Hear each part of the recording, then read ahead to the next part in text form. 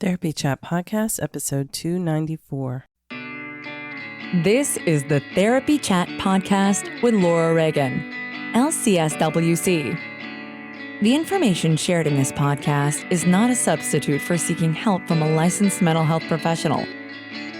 And now, here's your host, Laura Reagan, LCSWC.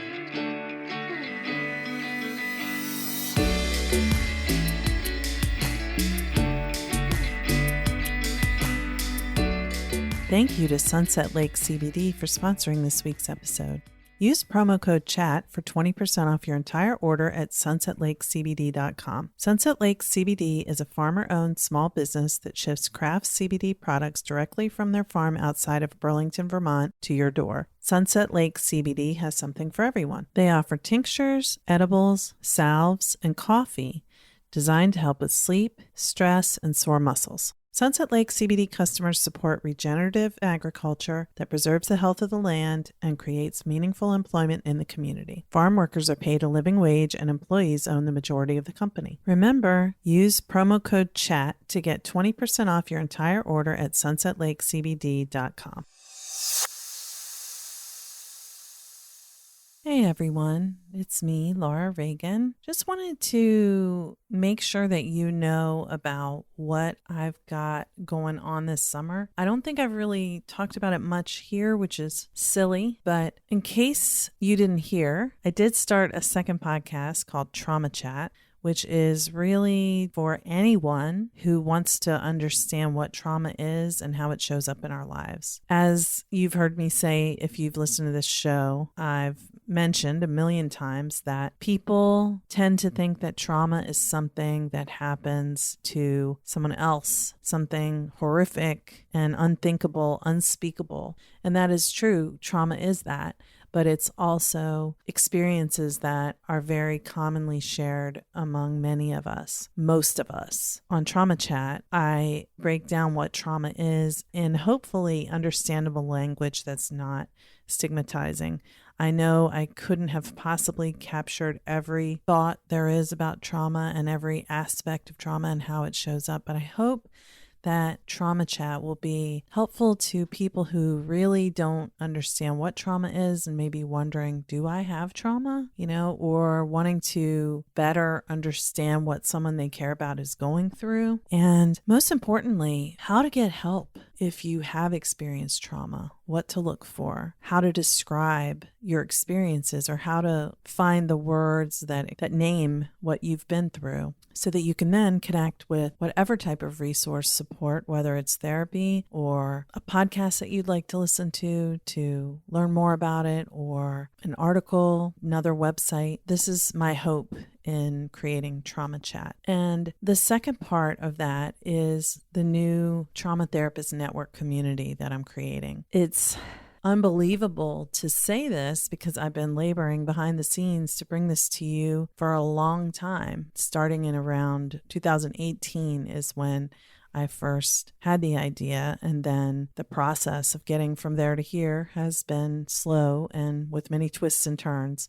But I'm creating a community for people who have experienced trauma to find help, for trauma therapists to find other trauma therapists to network with and refer to, and gather and collaborate and share ideas and hopefully come together in person in gatherings that I don't know if they'll be able to happen in 2021, but maybe by 2022, we can have in-person gatherings of trauma therapists to provide support to one another and combat the isolation of trauma work. Even if you work in a large agency or group practice, trauma work is so isolating. It's just part of the nature of it. And connecting with other people who get it is so valuable. The participants in my trauma therapist consult groups share how useful they find them to be, because we're in our offices doing our work and then we go home, and it can be really hard to receive the same kind of support that you give to your clients. So I hope that Trauma Therapist Network will be a useful resource for you, whether you are someone who's trying to find more information about trauma or if you are a trauma therapist yourself. To learn more, please go to traumatherapistnetwork.com. The website is not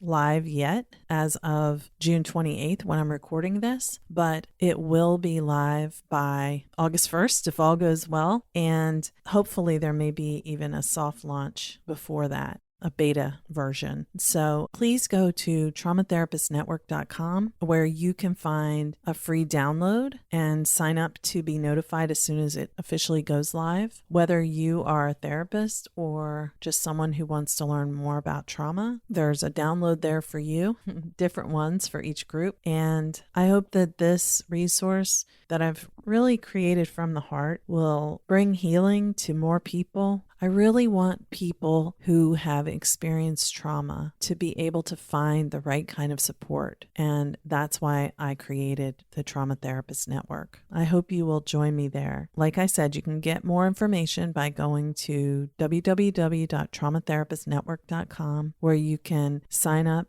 to be notified as soon as the official website goes live, which will be in August of 2021. If you're hearing this after August 2021, go there and hopefully you will find the site and you'll see everything that it has to offer. I cannot wait. This is such a labor of love, something that I've really poured my heart into, and I'm just so excited for you to see it. Thank you so much for your support. Hi, welcome back to Therapy Chat. I'm your host, Laura Reagan. Sound a little different. I've got a bug, so that's why my voice sounds like this. Hopefully I'll be back to normal soon. So, since I'm not feeling my best, I'm going to keep this very brief. This week, I'm very pleased to be interviewing someone who's been a guest on Therapy Chat before and whose writing I have admired for a long time because she creates great blog articles educating people about trauma, and they're so helpful. I'll link to a few of them in the show notes for today's episode.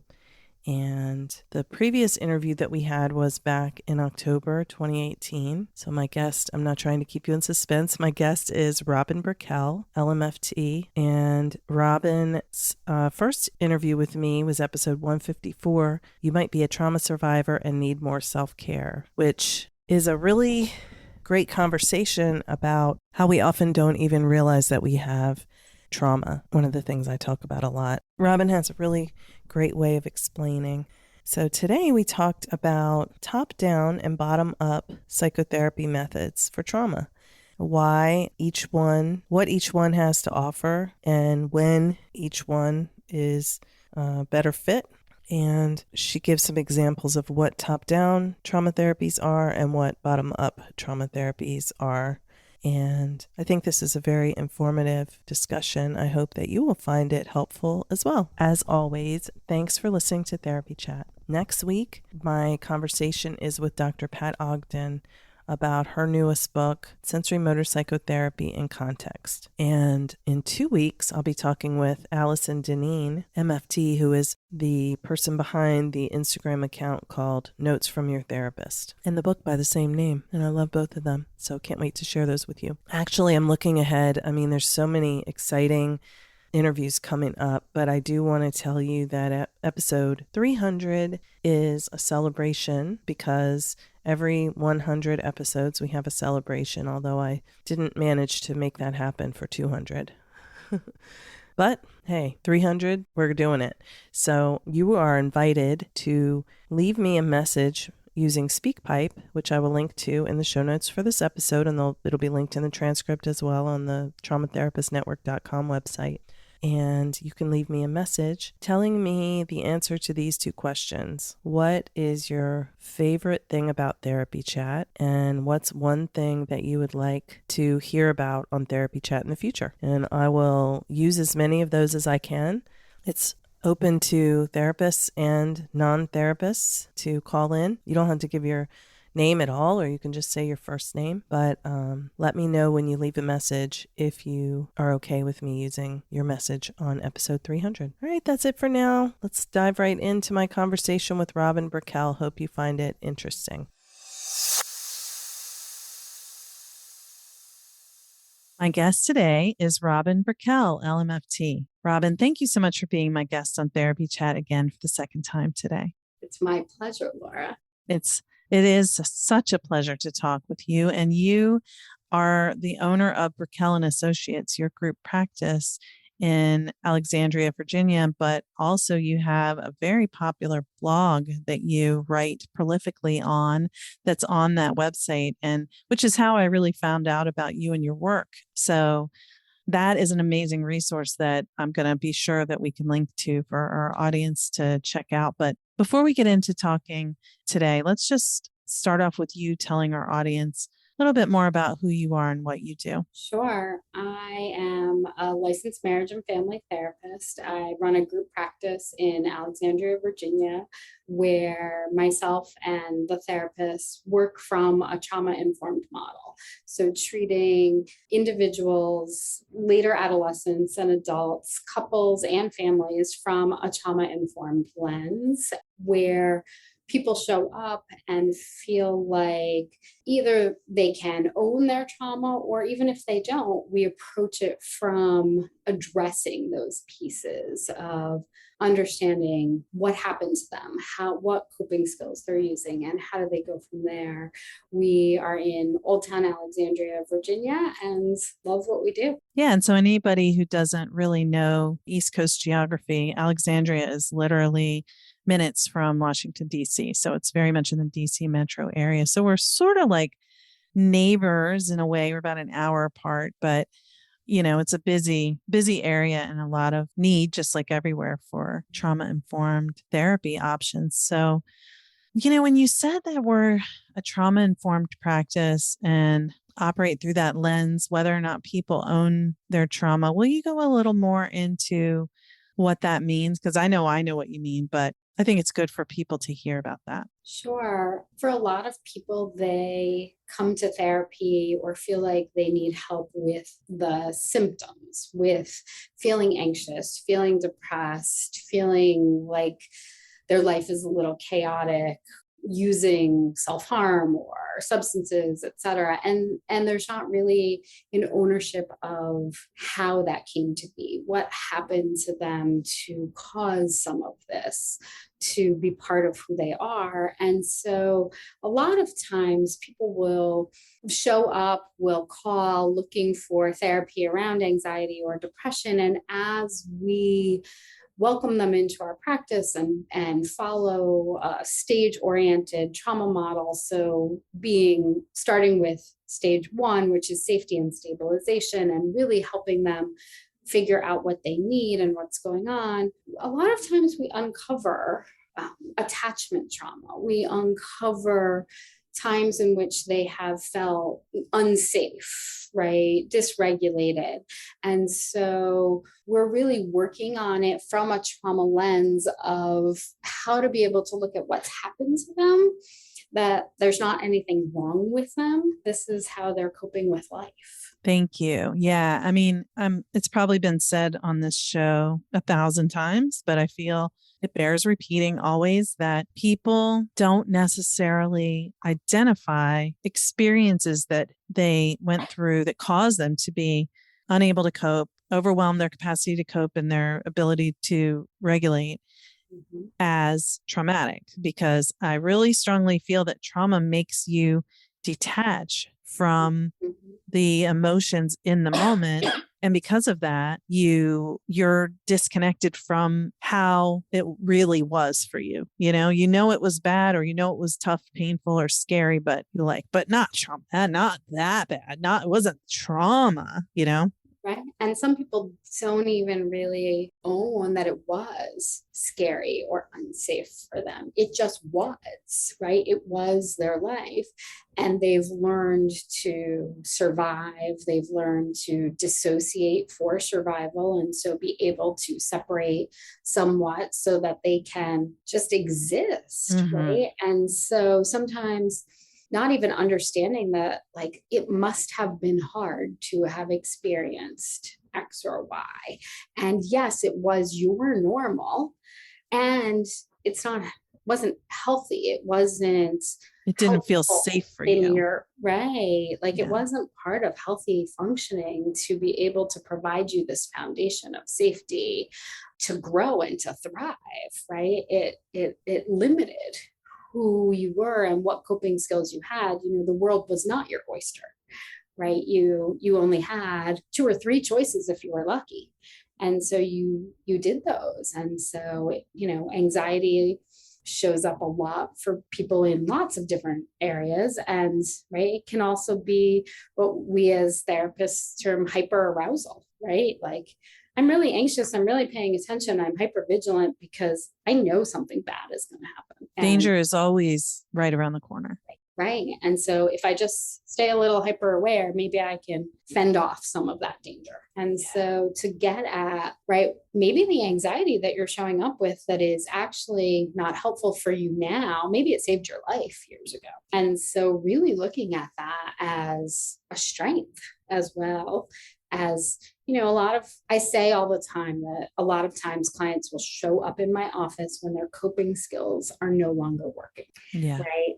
What worked for them back then is getting in their way now. 100%. I say the same thing. And it's so true. It's like, it's not about like you are dysfunctional or there's like you're broken in some way because you don't trust people or you feel anxious all the time or you can't sleep at night. I mean, it's not working for you that you feel that way.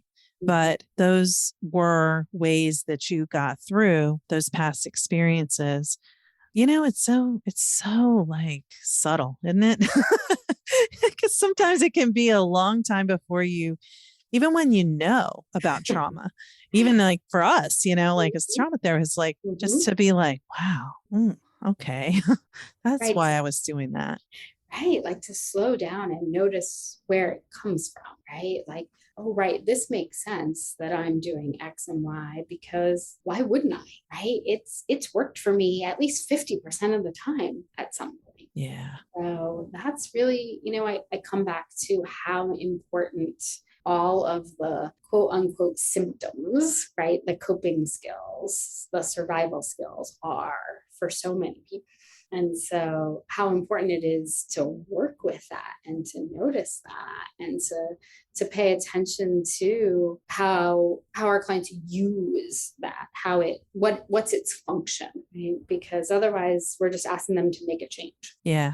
I think you're hitting on a point here about, you know, therapy, the idea that some people may have about therapy, including some therapists, is like this person is doing a quote maladaptive behavior, you know, meaning let's say substance abuse. Mm-hmm. So we need to make them stop using the substance or abusing the substance. You know, that would be one focus that some therapists would have, right? And a client may come and say, I want to stop using the substance. But if they don't have that was doing something that was helping them in some way. So if it goes away, then what else is going to come up because they're not having that need met the way they did before, you know? Yeah, absolutely. Lots of times, right? We look at those who show up and they're using some substance or alcohol, and right, it's to quote unquote relax. It is to fall asleep. It is to come down from the day,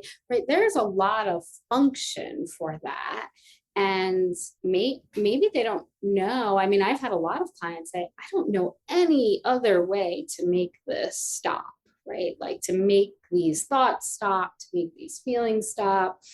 And so not until, I don't know that it's fair or reasonable to say to people, okay, stop this, then we'll work on maybe giving you another coping skill, right? I regularly say, okay, I know this works, right?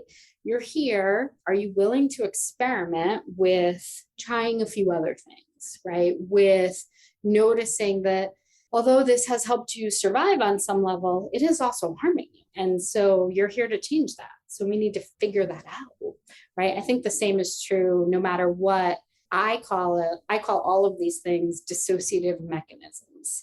So it's ways in which, right, you can dissociate from whatever you're feeling to feel less or to feel less badly. And so whatever dissociative mechanism you're using, whether it's alcohol or drugs or self-harm or shopping or food restriction or pornography. I mean, the list could go on and on, right? Because people are using something to achieve a result, using it for effect, and it stops working. Yes. So this brings me to, I think the main thing that we want to focus on in our time today is to talk about some of the, it's kind of like we were talking before we started recording, how there are kind of like two ways of doing therapy or trauma therapy, really. And broadly, it's like there's the top down approach and the bottom up approach. And I was wondering if you could kind of describe and explain those, like what they are, and then sort of talk about, how each can be useful or not so useful in trauma therapy. So this is such an interesting conversation. And you and I did talk about this before, and I wrote a whole article on this because for me, I see a lot more success for my clients in working bottom up. And by bottom up, that means noticing where you are, being present in the current moment, really taking in frame by frame what is going on. And there's bottom up, like noticing the sensations on the inside of you, right, in your body. And then there's the bottom up in the brain, right, which is sort of the more limbic system piece of the brain versus the prefrontal cortex, which is the thinking part of the brain. And I think top-down therapy can be great for some things when the prefrontal cortex, when the thinking part of the brain is totally online and you can think your way through making some changes and making something different. For our clients, right, who are trauma survivors, they're living so much of their life in the bottom part of their brain or with the amygdala, the smoke alarm of the brain shooting off danger, danger, danger, that they can't access that top part to be able to start there.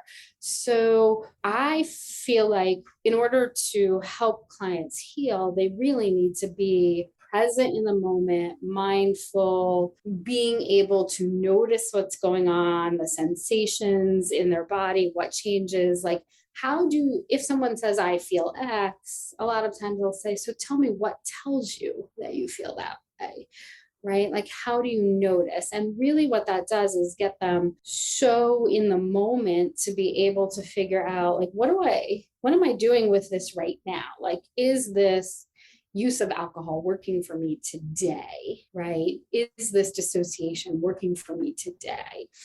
There's a lot of times for myself as a bottom-up therapist that I will use some top-down, and primarily I stay bottom up until I have the thinking part of the brain online. And then it's excellent, right? Then when clients can think and feel at the same time, right? I talk a lot about in my work the window of tolerance of emotions, right? And widening that. And part of a wide window of tolerance is being able to think and feel at the same time. And so when trauma survivor clients come in, a lot of times they are either just all feeling or they are cut off at the neck and they are all thinking, and that's protective, right? So that is a way of escaping whatever might be contained in their body. So I find value in bottom up with some sprinkling of top down, at least for trauma survivors. That's the best work that I have seen happen. Yeah. So when we say bottom up and top down, can you kind of explain, especially more, I think you did talk about bottom up a little more, but what is top down and what are some types of therapies that are top down? So the biggest top down therapy is cognitive behavioral therapy, right? Is changing your thoughts, changing your behaviors.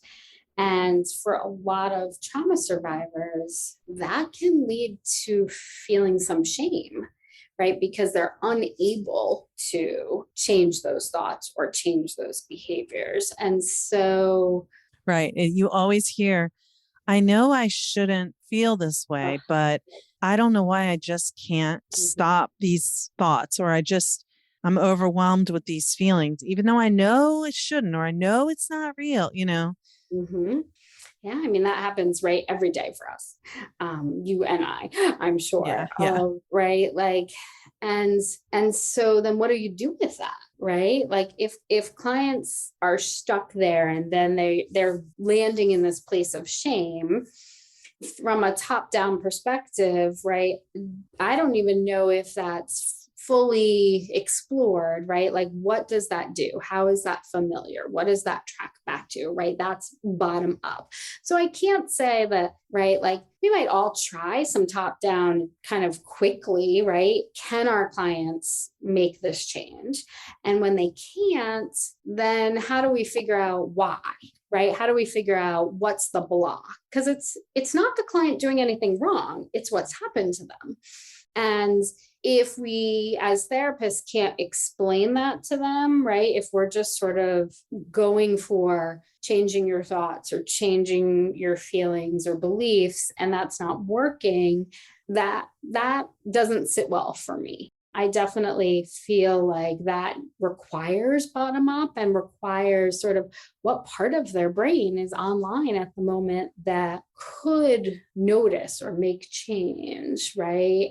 Just by noticing what do they feel and how do they know that they feel that way, right? And what would feel okay for them, and how would it be if they tried it and it would be scary, or it would be right, it would feel similar to something else. Really kind of paying attention to the body, the present moment, keeping them grounded here, working on safety and stability and not shaming, right? Really working on strengths and growth. I'm not sure that I totally answered your question. I think I'm also not a full expert in the top down. That's not my area of expertise. Yeah. Well, I think, what you're sharing is very helpful, and something you said before too, about not being able to access the prefrontal cortex. We've seen, like in, for example, Bessel van der Kolk's book, The Body Keeps the Score, about, the studies they did where they looked at brain functioning, the fMRI, right? And as people were talking about their traumatic experiences, their prefrontal cortex was not lit up. It was their limbic system, right? It was off the grid. It was completely off the grid. Yeah. So then how are you supposed to just make a change, right? And for that to stick, right? Where we need to pay attention to what's lighting up, like what in the limbic system, what in the emotional nervous system is connected to this. Yeah. Hey, everybody. I wanted to take a quick minute to tell you about my experience with Sunset Lake CBD. I first tried CBD when my integrative doctor recommended it for chronic neck pain and tension that tends to wake me up at night. I really like Sunset Lake CBD's products. The full spectrum CBD tincture is mild tasting compared to others I've tried, and I find it works quickly. It doesn't feel sedating, but it does have a pleasant calming effect. And I also like the CBD gummies. They taste good and they work well. So if you're looking for a craft CBD product that comes directly from a farm outside Burlington, Vermont that's a producer for Ben & Jerry's ice cream, you're going to want to check out Sunset Lake CBD. And remember, Therapy Chat listeners get 20% off using the promo code CHAT. So go to sunsetlakecbd.com and use the promo code CHAT. And I think a lot of the shame can come in. I mean, I think shame is really a common concern or a common reaction to especially attachment wounds and early trauma, but there's shame too that can come when the therapist gets frustrated because the client, the therapist is trying to change your thoughts, change your behavior, and the client isn't able to change. And then either the client could blame themselves because that's a common feeling anyway for people, who've experienced trauma is self-blame. And this idea that something's just wrong with me and I'm beyond help. But also sometimes the therapist, because they don't understand why the client, and this is why I think it's so important to be trauma informed. If they don't understand why the client can't do it, so they attribute it to that they don't want to, or they're not trying, or they're resistant. Right. Versus maybe there's a part of them that is aware that this coping skill is working and they're scared to give it up. Right. Or that they're overwhelmed thinking like, what am I going to use instead? Right. How is this going to work for me? Or, oh, I don't really want to have these feelings I'm having. So you want me to give this up? And then what am I supposed to do with all this? Yeah. Like, what are you, crazy? Right. Yeah. But I, the client, am doing it wrong because I'm continuing to do the behavior. Well, right. We need something else. We need to give them something else, some other belief about themselves, some other coping skills. And there are some that aren't going to work as well immediately as drugs or alcohol, or even self-harm, right? The dissociative quality of those is huge.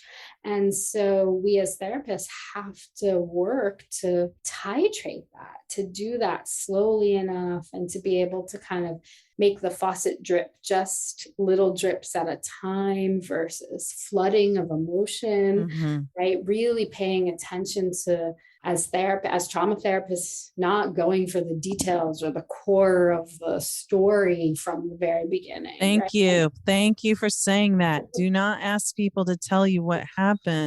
Right. The dysregulation that comes with that, they have to dissociate then in order to communicate with you, the therapist. How is that helpful? Something's wrong with that picture. Right. And so it's really our job to make sure that clients have, right, it's a very broad term, but this stage 1 work, this safety and stabilization, which means a little bit of the widening of that window, thinking and feeling at the same time, knowing that you can come back from whatever is going on, that it's not going to like take you out to sea, right? Like these emotions, that there's a way out. There has to be everybody has to have some knowledge that I can feel differently, right? And it is our job to help with that. Yeah. Can you talk a little bit about, let's say when you're early in your work with a client, are there some little things that you do to help people from that bottom up perspective, like early in the work when you're really in that phase 1?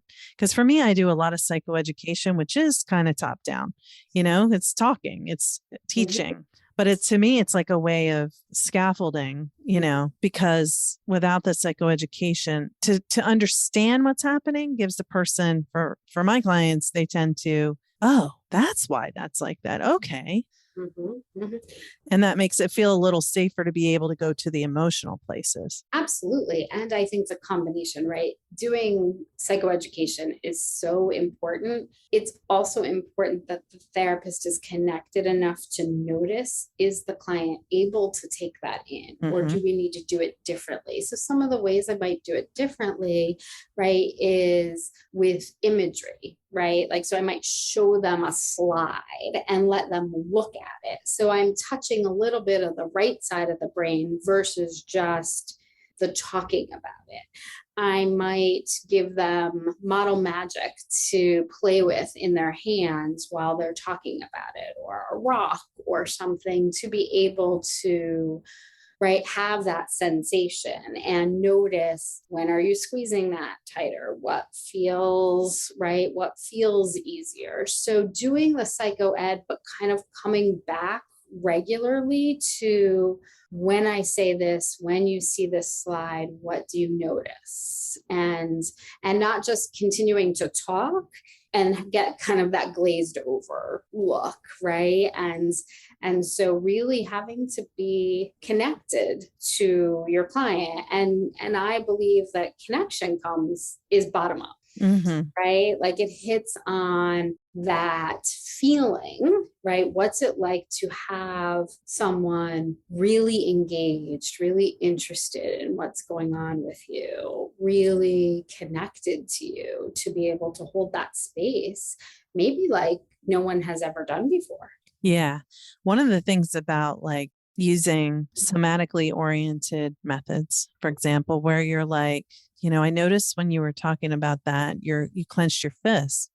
To me, it's a way, it's like almost like a hyper attunement that the therapist has to what the client's like body is saying, They're being seen. Clients are being seen. And that can be scary at times too. So again, we really have to be on and paying attention to all of the details, right? Can I see you a little bit? And do I notice when it becomes dysregulating? Mm-hmm. Right? Like when we notice something like clenched fist or foot shaking, or right, even when we give clients a compliment about something, can they really take that in? Like, do we see squirming? Mm-hmm. What do we see, to be able to notice, oh, that might be a little bit too much for them? Yes. And to see what they notice, and what have they ever even considered, right? Wow, when I hear this, when I see this, I notice that I'm clenching my fist. What's that about? Right. Because even just the more awareness of one's body, often, I'm sure 99% of the time, you might find the same when I do point out, and I try to do it in a way that's not jarring or, making the person feel too self-conscious. But, part of it is as you're getting to know the person, you're assessing where they are and how things are landing and what it brings up for them when certain things are inquired about or whatever. But notice helping clients notice what's happening in their body, even by, oh, I noticed it seems like something happened in your hand there, and then they might look and say, oh, my fist is clenched. Why is this like this? Then you're beginning to connect to that head to the rest of the body. And, right. And how huge that is, right? Because trauma survivors a lot of times are very disconnected from their body, right? Like we were talking earlier and I said, right, sometimes trauma survivors, right, get triggered just by the word body, right? Like, so just being able to notice, I do that. What am I doing with my hand? What am I doing with my foot? Right? I actually have a hand. I have right. Right. That's like, my body I'm looking at. Right. I'm pulling these pieces together. And so that work is so important. And the psychoed, the top down, right, we're trying to link those pieces because ideally, right, it's a balance of thinking and feeling and being able to have a fairly wide window of that.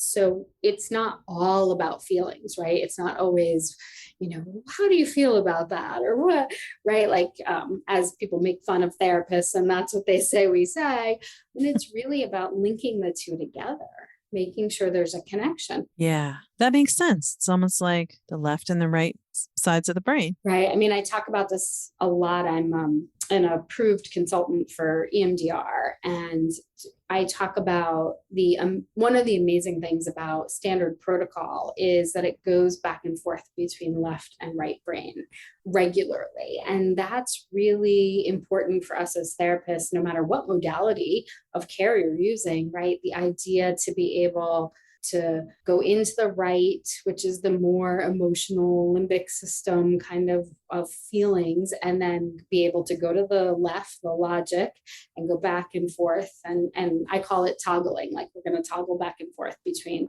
past and present, between emotional and thoughtful, right? That's so important to healing, to be able to do both. Yeah. Yes. That makes so much sense. So you're mentioning EMDR. So we know that's one type of bottom-up therapy.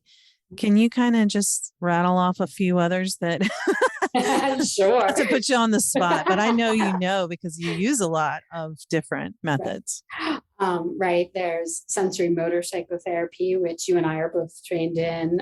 There's somatic experiencing, right? So any of the body-based therapies, there's EMDR, there's brain spotting, there's ego state psychotherapy, even the internal family systems kind of parts perspective.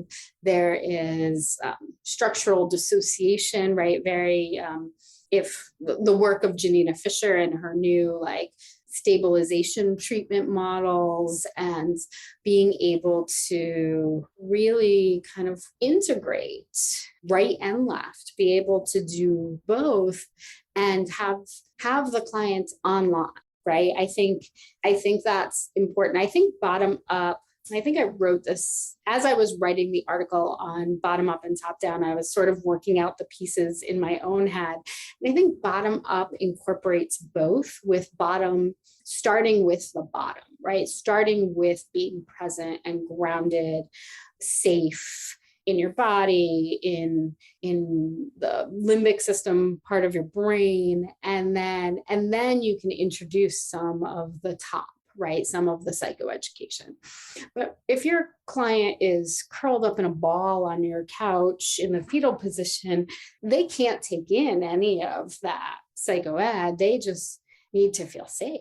Yeah. Right. And so that's hugely important. That has to come first in my work. Yeah. Yeah. And what you're saying really is about attunement, for the therapist to be attuned to where the person is and be able to accurately assess what is appropriate for the situation, which is, again, that's one of the reasons why I think trauma training and a trauma-informed perspective is so important, because people don't know what they don't know. Both, clients who come through our doors and therapists who come out of our educational institutions don't know what they don't know. So the schools don't focus a lot on trauma training, unfortunately. And so people receive clients into their practices who have severe trauma histories, maybe complex trauma, deep attachment wounds, and they don't know what they're seeing. So they use top-down approaches without understanding that it can be re-traumatizing for the client. Right. And I think, just to further clarify a little bit, when you said earlier, right, it's our job to sort of assess, it's our job to assess and be curious with the client, right? We work together to be curious about what meaning do they make of something, and what's it like to notice that, so that there is that connection for them. And we are checking out, right? Is what we're seeing, is this indicative of what we think it is, or it could actually be something totally different? And I know we've all experienced some of that. And as therapists, to be okay with that too, right? Right. We don't always have to be the expert. Yeah. Right. This is a journey, and I like to say my clients are the experts in them. And I just know what questions to ask. I just know what to pay attention to, and bring that to our relationship, and to try and help them heal.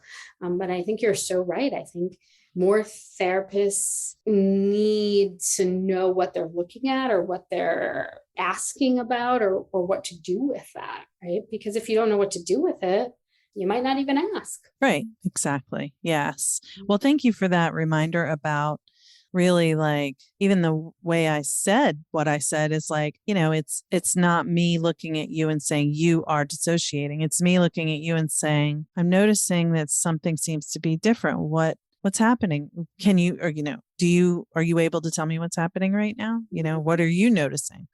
Right. And I think the assessing piece is assessing when we need to ask those questions, right? Just to be curious, and how important that is, right? To remind us and them that they are the experts, right? They have survived, they are here.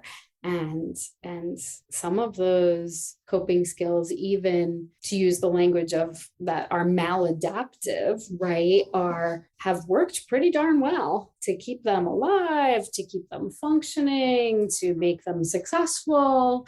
And what it's like when those skills stop working or don't give them the same relief or release that they got earlier. Yeah.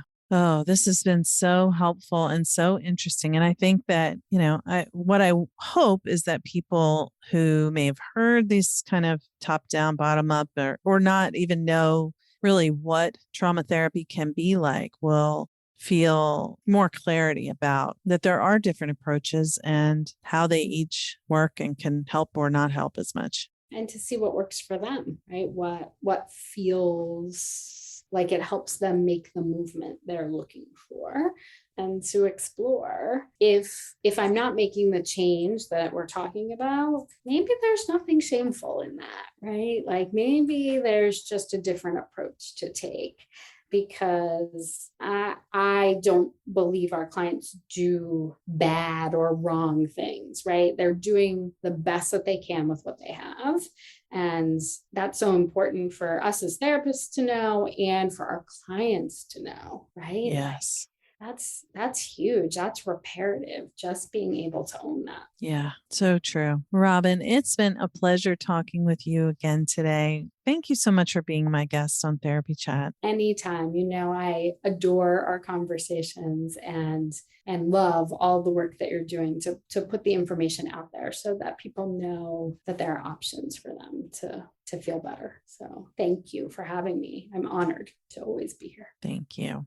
And I will link to the blog posts that you mentioned about top down and bottom up, and probably a few others of your posts, because they're always, I read them and I'm like, yes. And I love that because I'm so particular about what I'm looking for when I'm reading things that are written about trauma. And, I probably said this last time, but when I read your blog posts, they're among a handful of writings that I see out there where I don't go, this is great, except for this one part, Yours are always like, yep, I agree 100%. Wish I had written that myself. Wow, that's huge, a huge compliment. And I am honored to hear that and to hold that.